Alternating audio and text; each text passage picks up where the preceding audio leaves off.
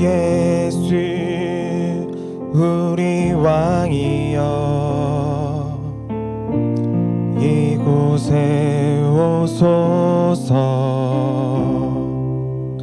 보좌로 주여 임하사 찬양을 받아 주소서 주님을 찬양하오니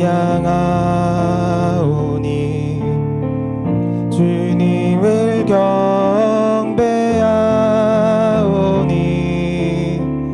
왕이신 예수여 오셔서 좌정하사 다스리소서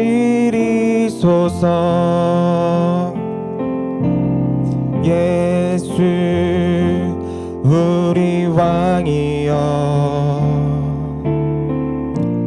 이곳에 오소서 보좌로 주여 임하사 찬양을 받아 주소서 주님을 찬양하오니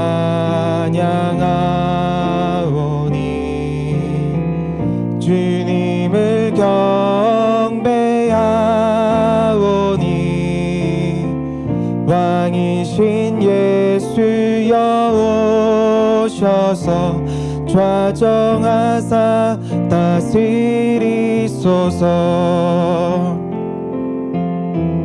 주님을 찬양하오니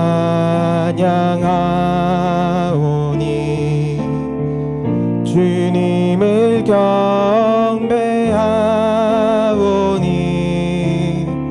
왕이신 예수여 오셔서 좌정하사 다스리소서.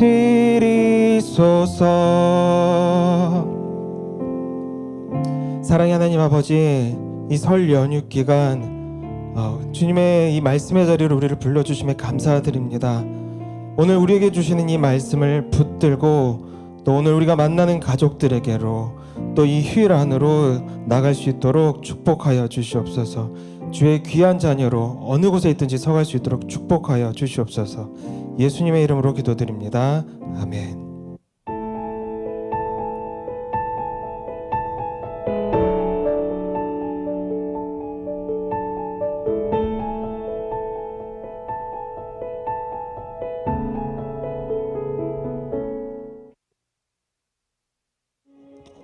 그때 분봉왕 헤롯이 예수의 소문을 듣고 그 신하들에게 이르되 이는 세례 요한이라.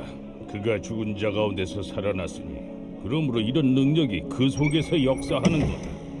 전에 헤롯이 그 동생 빌립의 아내 헤로디아 일로 요한을 잡아 결박하여 옥에 가두었으니 이는 요한이 헤롯에게 말하되 당신이 그 여자를 차지한 것이 옳지 않다 하였습니다. 헤롯이 요한을 죽이려 하되 무리가 그를 선지자로 여김으로 그들을 두려워하더니 마침 헤롯의 생일이 되어 헤로디아의 딸이 연석 가운데서 춤을 추어 헤롯을 기쁘게 하니 헤롯이 맹세로 그에게 무엇이든지 달라는 대로 주겠다고 약속하거늘 그가 제 어머니의 시킴을 듣고 세례 요한의 머리를 소반에 얹어 여기서 내게 주소서. 왕이 근심하나 자기가 맹세한 것과 그 함께 앉은 사람들 때문에 주라 명하고 사람을 보내어 옥에서 요한의 목을 베어 그 머리를 소반에 얹어서 그 소녀에게 주니 그가 자기 어머니에게로 가져가니라. 요한의 제자들이 와서 시체를 가져다가 장사하고 가서 예수께 아뢰니라. 샬롬. 설 연휴 기간 가운데 또 말씀에 나오신 성도님들을 환영합니다. 저희 3일의 연휴인데요. 월요일, 화요일 이틀 동안 두 개의 식탁이라는 어떤 시리즈의 제목으로 말씀을 나누려고 합니다. 오늘은 그 첫 번째인 헤롯의 식탁입니다. 로마가 이스라엘을 직접 통치하려고 했었으나 유대인들의 반발과 저항은 참 거셌습니다. 그래서 로마는 결국 그 지역 출신이면서 다루기 쉬웠던 헤롯이라는 인물을 통치자로 세웁니다. 오늘 본문은 그 헤롯의 생일 잔치날입니다. 깊은 저녁이었어요. 시끌벅적하고 성대한 잔치가 왕궁에 열렸습니다. 화려한 장식들도 있었을 것이고 또 여러 매력적인 자극적인 음악들과 춤들이 가득하였습니다. 그 당시 백성들의 고통과는 전혀 상관없이 술잔은 계속 돌고 돌았으며 비싼 재료로 만든 요리들은 가득하였고 낭비되고 있었습니다. 이스라엘 그 지역 안에서 선택된 VIP들만 모였고 그들은 많이 웃고 있었던 잔치였던 것 같아요. 그런데 그 웃음이 끝나갈 때쯤 한 사람의 목숨이 사라집니다. 조롱과 모욕 속에서 웃음 속에서 요한이라는 한 인물의 목숨이 잔혹하게 죽임당하였습니다. 도대체 왜 세례 요한은 이 왕궁에 갇혀 있었고 또 왜 죽어야만 했을까요? 오늘 본문 3절에서 5절 말씀을 쉬운 성경으로 제가 다시 한번 봉독하겠습니다. 헤롯은 예전에 요한을 체포하여 결박하고 감옥에 가둔 적이 있었습니다. 헤롯이 이렇게 한 것은 자기 동생 빌립의 아내였던 헤로디아 때문이었습니다. 요한이 헤롯에게 당신이 헤로디아를 아내로 삼은 것은 잘못이요 라고 말했던 것입니다. 헤롯은 요한을 죽이려고 했지만 사람들이 두려웠습니다. 이는 사람들이 요한을 예언자라고 생각하고 있었기 때문이었습니다. 네, 헤롯은 가지고 싶은 것도 많았고 동시에 또 체면도 몹시나 중요했던 사람입니다. 그런 헤롯은 동생의 아내였던 헤로디아를 탐했어요. 그래서 그는 그를 이혼하게 만들었고 자기 아내로 데려오게 됩니다. 자기가 갖고 있는 권력과 로마라는 뒷배를 가지고 있으면 가능하다고 여겼고 그 누구도 뭐라 못할 거라고 생각했어요. 그런데 오직 세례 요한이 그 한 사람만이 그 헤롯을 비판하고 나선 것입니다. 체면이 구겨진 헤롯은 요한을 죽이기 위해 잡았습니다. 그런데 그를 따르는 백성들의 시선이 두려운 거예요. 그 백성들의 시선 때문에 자기의 자리가 위태로울까 봐 또 죽이지 못한 채 감옥에 가두었던 것입니다. 그러다가 생일날이 되었고 자신의 배다른 딸이었던 살로메가 춤을 추어서 헤롯의 기분이 들뜨자 그에게 뭐든지 소원을 하나 들어주겠다고 약속을 해요. 맹세를 하는 거죠. 그 살로메는 엄마에게 갑니다. 그 요한을 죽이고 싶어서 벼르고 있었던 헤로디아는 그 세례 요한을 죽여서 그 머리를 쟁반에 담아 달라라고 잔혹한 요청을 합니다. 헤롯은 좀 불편하고 껄끄러웠으나 그 요청을 들어주고 세례 요한을 그만 죽이고 맙니다. 자신의 맹세 때문에 어쩌면 좀 더 정확하게는 사람들 앞에서 체면이 구겨지기 싫어서 그는 악을 저지르게 됩니다. 주변의 시선에 대한 집착과 체면 때문이에요. 권력욕, 인정욕, 자존심, 냉정함, 잔인함들이 마구마구 버무려져 있는 것이 바로 이 헤롯의 궁전에서 벌어져 있는 이 악함, 헤롯의 식탁입니다. 자극적인 즐거움과 그 허세와 허영을 유지하기 위해서는 늘 어떤 희생양이 필요해요. 누군가의 목숨을 요구합니다. 우리의 삶에 있는 죄악은 이런 것 같아요. 언제나 축제처럼 흥분으로 시작하지만 반드시 누군가의 목숨을 요구하게 됩니다. 야고보서 말씀은 이렇게 이야기합니다. 사람이 시험을 당하는 것은 각각 자기의 욕심에 끌려서 꿰매 빠지기 때문입니다. 욕심이 잉태하면 죄를 낳고 죄가 자라면 죽음을 낳습니다. 아멘. 이러한 광경을 지켜보던 사람들은 어떠했을까요? 그 분위기 가운데서 어쩔 수 없지. 내가 한 것도 아니고 여기서 괜히 나서면 이상해 보이잖아. 괜한 시선이나 불이익을 받을 필요가 있을까? 뭐 조금 불편하고 안 좋아 보이지만 못 본 척하면 이 상황도 지나가겠지. 어쩌면 그렇게 생각하지 않았을까요? 사실 이 논리는 헤롯의 맹세와 정확하게 같은 논리입니다. 헤롯 자체가 살인마라서 어떤 원한을 갖고 있어서 세례 요한을 미워한 것이 아니라 그저 주변의 시선, 이 분위기를 깨고 싶지 않아서 내 체면 때문에 그렇게 악을 용납하고 점점 더 죄 가운데로 나가게 되는 것이에요. 사실 우리는 어떻습니까? 우리도 똑같지 않나요? 사실 저도 이 말씀을 보면서 이런 생각이 들었습니다. 저는 헤롯과 다릅니다. 저는 아무도 죽이지 않아요. 그 정도로 악하지 않아요. 하지만 이 말씀은 저에게 이렇게 말을 하는 것 같아요. 너도 그 잔치자리에 있지 않았니? 함께 웃고 그리고 침묵하고 외면하는 하객들의 모습이 너의 안에는 있지 않았니? 라면서 저에게 묻는 것 같았어요. 어떤 행복이라는 목표, 내 인생의 안정이라는 목표를 바라며 이 잔치자리에서 나의 현재의 기쁨을, 즐거움을, 안정감을 유지하기 위해 또 오늘 저는 누군가의 고통을 외면하고 있지 않은지 생각을 해봅니다. 하지만 아무리 화려한 축제도 가장 강력한 권력자가 주최한 잔치라도 결국 끝이 납니다. 전도서 말씀은 분명하게 경고합니다. 모든 사람이 다 같은 운명에 떨어진다는 것은 악한 일이다. 이로 인해 사람의 마음은 악으로 가득하고 사는 동안 미친 짓을 생각하다 결국은 죽고 만다. 이 말씀이 무엇을 말하는 것일까요?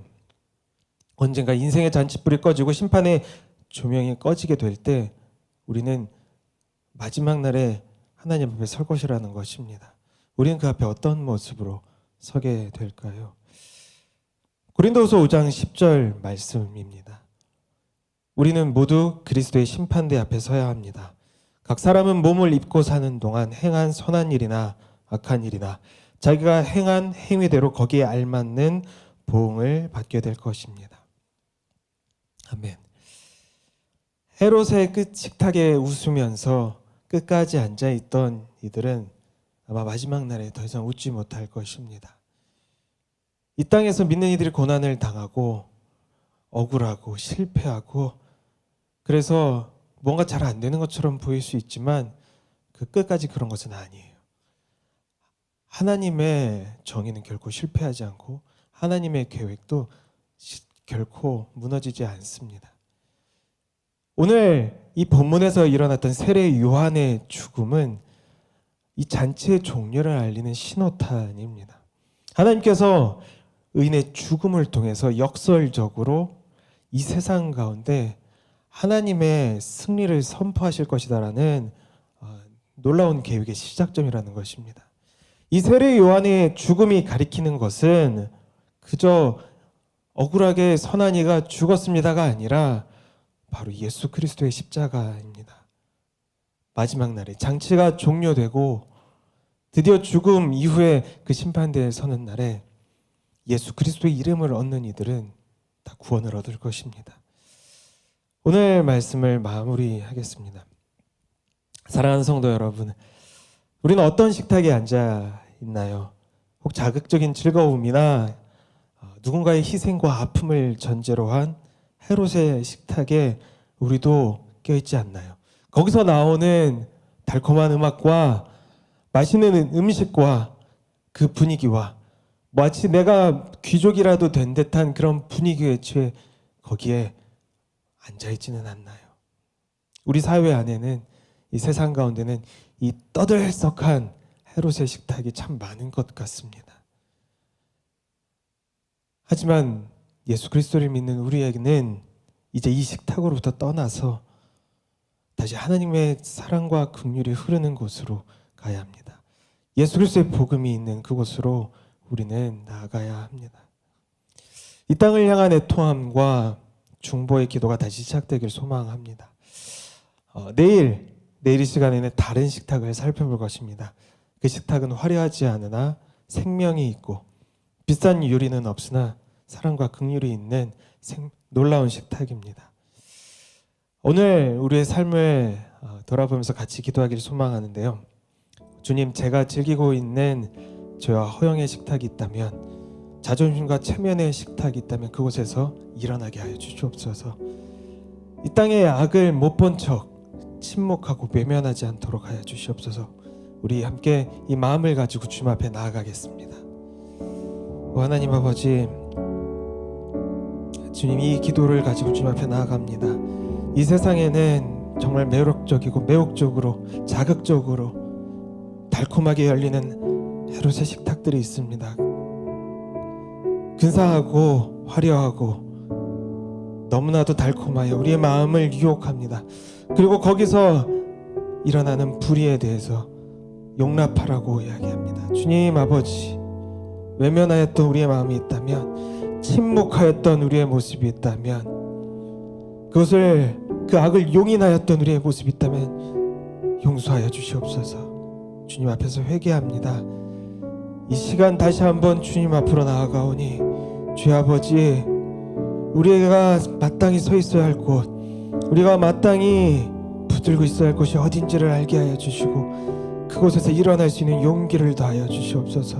또한 나의 자존심, 체면 때문에 하나님을 못 본 척하는 것이 아니라, 사랑과 긍휼을 저버리는 것이 아니라, 내 안에 주님을 붙들고 다시 그 앞으로 겸손히 나아갈 수 있는 진짜 참 용기, 참 능력을 더하여 주시옵소서. 구원의 능력이, 그 복음의 능력이 내 안에 채워지게 하여 주시옵소서. 주님 아버지,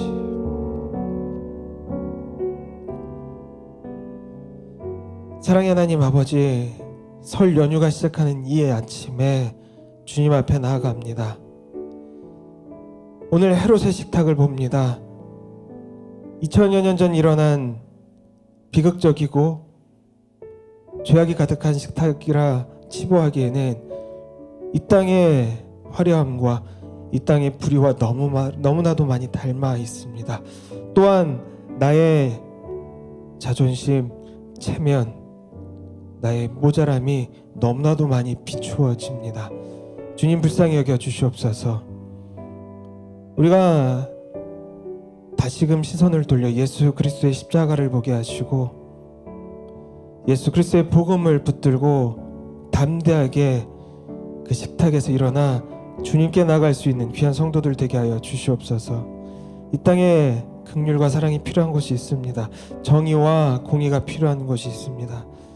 그곳을 향하여 우리가 애통함으로 기도할 수 있는, 그들을 향하여 사랑의 마음을 가지고 충보할 수 있는 주의 귀한 성도들 되게 하여 주시옵소서.